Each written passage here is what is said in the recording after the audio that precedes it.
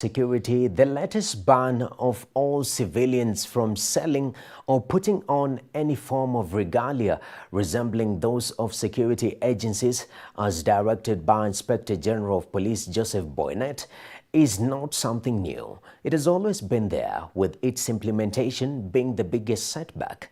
IG Boinett says the move will help curb security threat by terrorists. Chris Sambo sat down with the security expert Brian Adera and explored whether the ban will be a turning point in the fight against terror. Section 101, Sabbatical 1 of the National Police Service Act says a person other than a police officer or without the written authority of the Inspector General puts on or assumes, either in whole or in part, the uniform, name, designation or description of a police officer or a uniform resembling or intended to resemble the uniform of a police officer is guilty.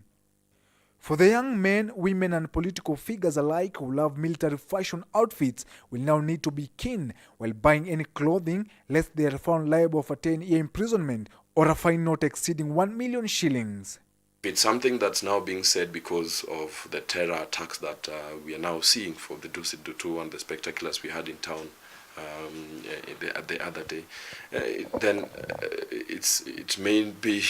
It may be untimely in the sense that we all know the terrorists didn't dressed in any kind of combat fatigues to resemble perhaps the police or the army.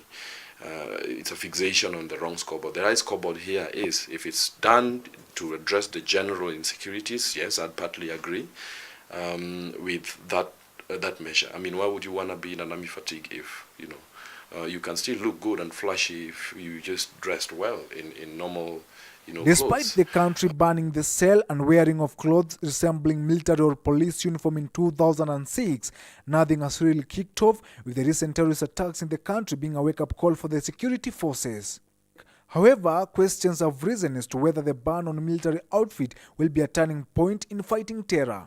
If it's targeted ideally at terror, then I'd say, man, it doesn't address that threat.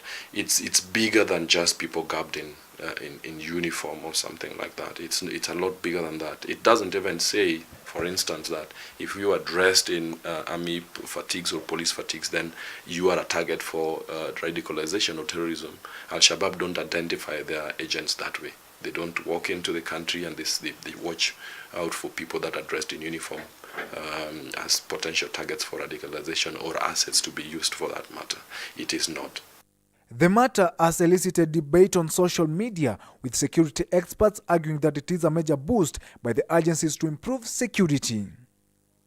With the directive from the Inspector General of Police banning civilians on putting on regalia resembling those of security agencies, the ball now remains on Kenyans who decide whether to put on or not. Chris